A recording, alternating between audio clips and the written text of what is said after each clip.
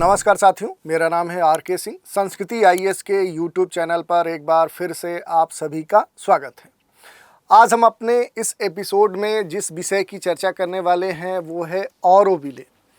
जानने समझने का प्रयास करेंगे कि आखिर शिक्षा राज्य मंत्री सुकांत मजूमदार ने संसद में ऑरोविले के बारे में उल्लेख क्यों किया, इसके बारे में बातें क्यों की, और इसी संदर्भ में हम जानने समझने का प्रयास करेंगे कि आखिर ऑरोविले है क्या, और इससे जुड़े हुए जो भी महत्वपूर्ण तथ्य होंगे उन पर भी बात करेंगे। इससे जुड़े हुए जो महत्वपूर्ण व्यक्ति होंगे उनके बारे में भी संक्षिप्त रूप से हम बात करेंगे। चलिए देख लेते हैं। चर्चा में आगे बढ़ने से पहले आप सभी के लिए एक सूचना है। संस्कृति आईएएस आप सभी के लिए यूपीएससी, अलग अलग जो स्टेट पीएससी है उनसे संबंधित जो कोर्स संचालित कर रहा है उन पर बड़ा एक डिस्काउंट प्रदान किया जा रहा है। ये जो डिस्काउंट है, ये जो ऑफ़र है, ये कब तक वैलिड है? तो ये 10 से लेकर 17 अगस्त तक ये ऑफ़र आपको प्राप्त हो सकता है। इसके बारे में अगर और अधिक आप जानकारी चाहते हैं तो दिए गए नीचे के नंबर पर आप संपर्क कर सकते हैं, या फिर संस्कृति आईएएस की जो वेबसाइट है इस पर भी विजिट करके जो भी संबंधित जानकारी है वो आप प्राप्त कर सकते हैं। चलिए देख लेते हैं न्यूज़ को कि आखिर क्यों चर्चा में है ऑरोविले। तो न्यूज़ है, range of complaints regarding Auroville referred to agencies से मिनिस्ट्री ऑफ साइंस। ये कहा जा रहा है कि शिक्षा राज्य मंत्री जो सुकांत मजूमदार हैं उनके द्वारा सदन में कुछ बातें कही गई हैं ऑरोविले के बारे में। इसमें अगर बात करें तो representation and complaints have been received from several quarters including community residents on various matters related to activities in Auroville. ये कहा जा रहा है कि राज्य मंत्री ने कहा कि ऑरोविले से संबंधित शिकायतों की एक लंबी श्रृंखला है जिसको संबंधित एजेंसियों को भेज दिया गया है। ऑरोविले में गतिविधियों से संबंधित विभिन्न मामलों पर समुदायों के जो निवासी हैं उनके सहित कई पक्षों से अभ्यावेदन और शिकायतें प्राप्त हुई थी।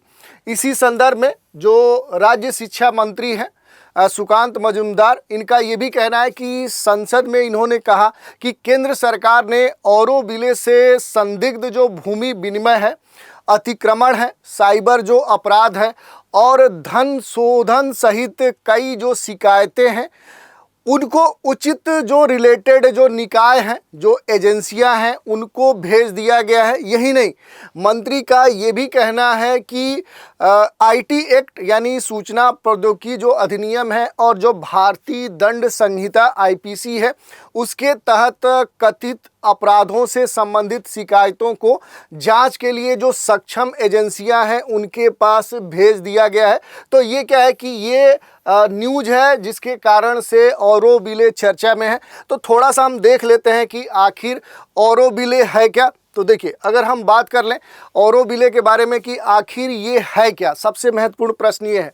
तो ये है विश्व का सबसे बड़ा और सबसे पुराना जीवित अंतर्राष्ट्रीय उद्देश्यपूर्ण समुदाय। ये देखिए, ये आपके लिए महत्वपूर्ण है कि ये क्या है कि वर्ल्ड का इस समय सबसे बड़ा, सबसे पुराना जीवित अंतर्राष्ट्रीय उद्देश्यपूर्ण एक समुदाय है, एक कम्युनिटी है। अगर इसके स्थापना की बात करें कि कब इसकी स्थापना हुई थी, तो इसकी स्थापना 28 फरवरी 1968 को की गई थी। अंतर्राष्ट्रीय सांस्कृतिक नगरी के रूप में क्या है कि 1968 में इसकी स्थापना किसने की थी? तो श्री अरबिंदो घोष की जो सहयोगी, आध्यात्मिक सहयोगी मीरा अल्फांसा है, जिन्हें अब सामान्य तौर पे क्या है कि माँ के नाम से जाना जाता है। इन्होंने ही इसकी स्थापना की थी, यानी ऑरोविले की स्थापना की थी। किस उद्देश्य से की थी? तो इसे अंतर्राष्ट्रीय सांस्कृतिक नगरी के रूप में इसकी स्थापना किसके द्वारा की गई थी? तो मीरा अल्फांसा के द्वारा की गई थी। तो ये हमने देख लिया कि आखिर ऑरोविले है क्या। तो ये है विश्व का सबसे बड़ा, सबसे पुराना जीवित अंतर्राष्ट्रीय उद्देश्यपूर्ण समुदाय और इसकी स्थापना अंतर्राष्ट्रीय सांस्कृतिक नगरी के रूप में की गई थी। बात कर ले कि आखिर ये ऑरोविले कहाँ अवस्थित है। तो साउथ के राज्य तमिलनाडु के विल्लुपुरम डिस्ट्रिक्ट में पुडुचेरी के जो बाहर वाला क्षेत्र है वहीं पर ये अवस्थित है। तो ये हमने इसकी भौगोलिक अवस्थिति देख ली। अब बात कर लें इसके कुछ अन्य विशेषताओं की, तो भारत सहित, यानी भारत तो इसमें शामिल है ही, बल्कि भारत के साथ विश्व के लगभग 58 यानी 58 देशों के लगभग 3,300 लोग का एक ऐसा समुदाय, और ये समुदाय के रूप में क्या है कि यहीं पर एक साथ ये रहते हैं और मानव एकता के उद्देश्य से सांस्कृतिक, शैक्षणिक, वैज्ञानिक और अन्य गतिविधियों में ये संलग्न रहते हैं। तो देखिए इतना बड़ा एक समुदाय है और वो इस ऑरोविले में रहता है, और इसमें क्या है कि दुनिया के लगभग 58 देशों के नागरिक यहाँ पर रहते हैं। और ये खास तौर पे यहाँ पर मानव एकता के उद्देश्य से जो सांस्कृतिक गतिविधियाँ हैं, शैक्षणिक जो गतिविधियाँ हैं, वैज्ञानिक गतिविधियाँ हैं और इसके साथ अन्य जो गतिविधियाँ हैं उनमें ये संलग्न रहते हैं। तो ये कितना महत्वपूर्ण है। इसके अलावा अगर बात करें तो ऑरोविले की जो चर्चा हो रही है, यहाँ पर पूरे देश की जो बड़ी हस्तियाँ हैं, जो बड़े पदों पर नियुक्त जो लोग हैं वो यहाँ पर आ चुके हैं। इनमें अपने देश की राष्ट्रपति भी शामिल हैं और उन्होंने इसकी खासे प्रशंसा भी की है। अब कुछ अन्य तथ्यों की और चर्चा कर लेते हैं। पहले ही जहाँ पर ये तमिलनाडु का क्षेत्र है जहाँ पर ये अवस्थित है, जहाँ इसकी स्थापना की गई थी, पहले ये वाला पूरा जो क्षेत्र था वो एक तरह से रेगिस्तानी क्षेत्र था। 3,000 एकड़ वाला ये पूरा क्षेत्र है जिसको बाद में बस्ती के रूप में यहाँ पर बसाया गया है। अब ये क्या है कि एक तरह से ये जैव क्षेत्र है।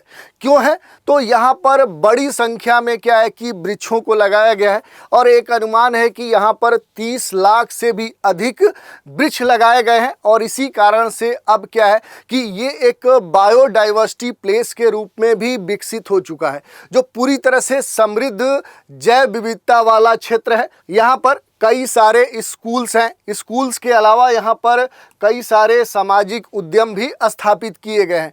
तो इस तरह से क्या है कि ये काफ़ी महत्वपूर्ण है इस क्षेत्र के लिए, और विश्व के अलग अलग जो समुदाय के लोग यहाँ पर आकर विभिन्न गतिविधियों में यहाँ पर शामिल हैं, अपने कार्यों में शामिल हैं, तो उनके लिए ये काफ़ी महत्वपूर्ण है। इसमें एक और प्रश्न उठ सकता है। अब चूंकि ऑरोविले की जो चर्चा हो रही है, इसकी जो संस्थापक हैं वो मीरा अल्फांसा है, और जो मीरा अल्फांसा है वो किसकी आध्यात्मिक सहयोगी हैं? तो ये अरबिंदो घोष की आध्यात्मिक सहयोगी हैं। तो इससे जुड़े हुए भी प्रश्न आपके पूछे जा सकते हैं कि आखिर जो अरबिंदो घोष हैं ये कौन है, इनके जीवन के बारे में भी प्रश्न आपसे पूछा जा सकता है। तो थोड़ा सा इनके जीवनी पर भी हम प्रकाश डाल लेते हैं। अगर बात करें तो इनका जो जन्म है ये कलकत्ता में 15 अगस्त 1872 को हुआ था। बाद में ये शिक्षा के लिए इंग्लैंड चले गए और इंग्लैंड के जितने भी प्रसिद्ध स्कूल कॉलेज थे वहाँ पर इन्होंने अध्ययन किया। जैसे आप देख सकते हैं कि ये कैम्ब्रिज में भी इन्होंने अध्ययन किया। बाद में 1893 में भारत लौट आए और फिर भारत में बड़ौदा रियासत में इन्होंने नौकरी कर ली और इसके बाद बड़ौदा कॉलेज में ये प्रोफेसर भी रहे।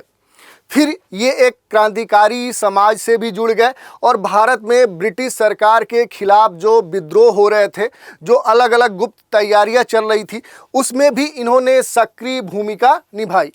वर्ष 1906 में बंगाल विभाजन के तुरंत बाद श्री अरबिंदो क्या है कि बड़ौदा में अपना जो पद था उसको त्याग कर ये कलकत्ता चले गए, जहां वे जल्द ही जो राष्ट्रवादी आंदोलनकारी थे उनसे जुड़ गए और उनके नेताओं में से ये एक बन गए। तो इस तरह से आप देख सकते हैं कि इनका जो जीवन क्रम है वो बड़ा तेजी से क्या है कि धीरे धीरे उस समय आज़ादी के अंदर जो विभिन्न क्रांतियाँ चल रही थी उससे ये जुड़ते गए।